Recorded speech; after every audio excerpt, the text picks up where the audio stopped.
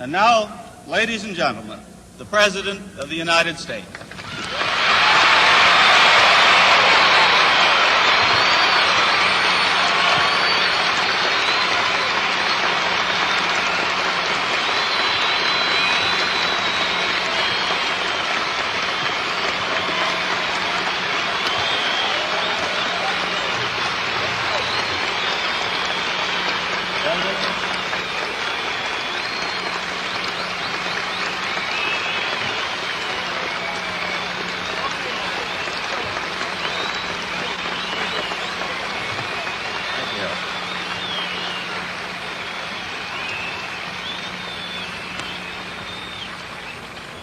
President Pitzer, Mr. Vice President, Governor, Congressman Thomas, Senator Wiley and Congressman Miller, Mr. Webb, Mr. Bell, scientists, distinguished guests, ladies and gentlemen. I appreciate your President having made me an honorary visiting professor, and I will assure you that my first lecture will be very brief. I am delighted to be here, and I'm particularly delighted to be here on this occasion. We meet at a college noted for knowledge, in a city noted for progress, in a state noted for strength, and we stand in need of all three. For we meet in an hour of change and challenge, in a decade of hope and fear, in an age of both knowledge and ignorance. The greater our knowledge increases, the greater our ignorance unfolds. Despite the striking fact that most of the scientists that the world has ever known are alive and working today, despite the fact that this nation's own scientific manpower is doubling every 12 years in a rate of growth more than 3 times that of our population as a whole, despite that, the vast stretches of the unknown and the unanswered and the unfinished still far outstrip our collective comprehension. No man can fully grasp how far and how fast we have come. But condense, if you will, the 50,000 years of man's recorded history in a time span of but a half a century.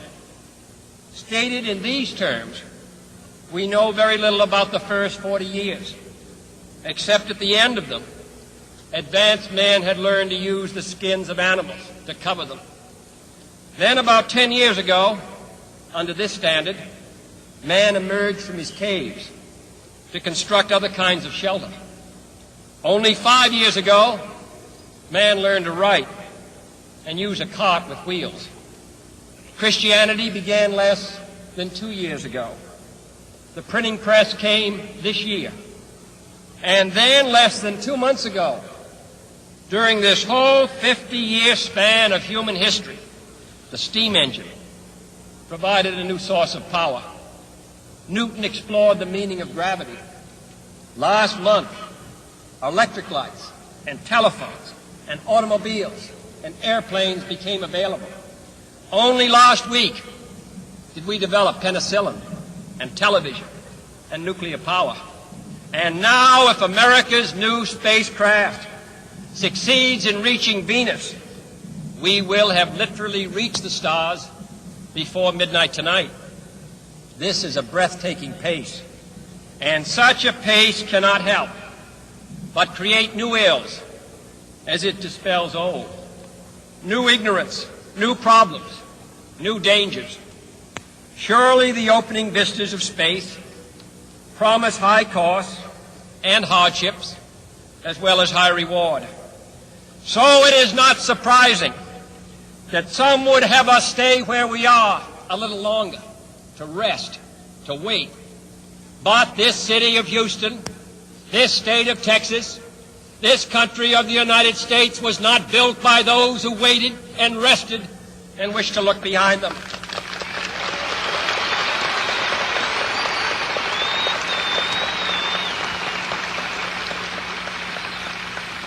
This country was conquered by those who move forward, and so will space. William Bradford, speaking in 1630 of the founding of the Plymouth Bay Colony, said that all great and honorable actions are accompanied with great difficulties, and both must be enterprised and overcome with answerable courage. If this capsule history of our progress teaches us anything, it is that man in his quest for knowledge and progress is determined and cannot be deterred. The exploration of space will go ahead, whether we join in it or not. And it is one of the great adventures of all time. And no nation which expects to be the leader of other nations can expect to stay behind in this race for space. Those who came before us made certain that this country rode the first waves of the Industrial Revolution, the first waves of modern invention, and the first wave of nuclear power.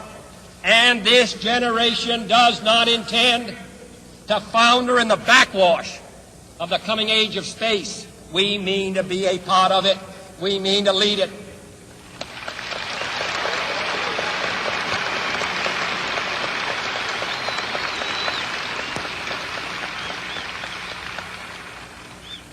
For the eyes of the world now look into space, to the moon, and to the planets beyond. And we have vowed that we shall not see it governed by a hostile flag of conquest, but by a banner of freedom and peace. We have vowed that we shall not see space filled with weapons of mass destruction, but with instruments of knowledge and understanding. Yet the vows of this nation can only be fulfilled if we in this nation are first, and therefore we intend to be first.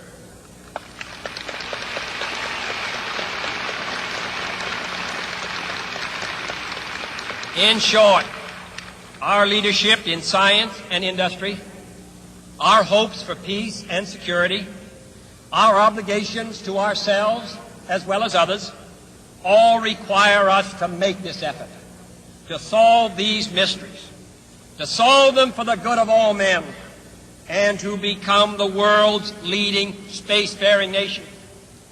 We set sail on this new sea because there is new knowledge to be gained and new rights to be won, and they must be won and used for the progress of all people. For space science, like nuclear science and all technology, has no conscience of its own. Whether it will become a force for good or ill depends on man. And only if the United States occupies a position of preeminence can we help decide whether this new ocean will be a sea of peace or a new terrifying theater of war. I do not say that we should or will go unprotected against the hostile misuse of space any more than we go unprotected against the hostile use of land or sea. But I do say that space can be explored and mastered without feeding the fires of war, without repeating the mistakes that man has made in extending his writ around this globe of ours. There is no strife, no prejudice, no national conflict in outer space as yet. Its hazards are hostile to us all. Its conquest deserves the best of all mankind, and its opportunity for peaceful cooperation may never come again. But why, some say, the moon? Why choose this as our goal?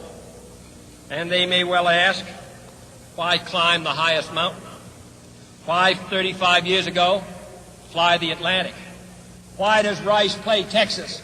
We choose to go to the moon. We choose to go to the moon.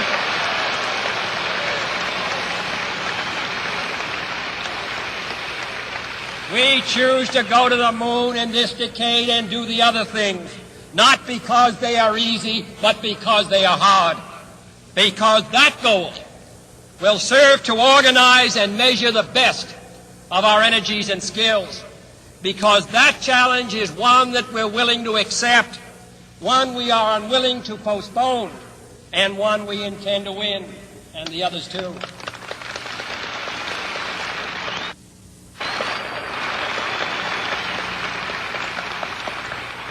It is for these reasons that I regard the decision last year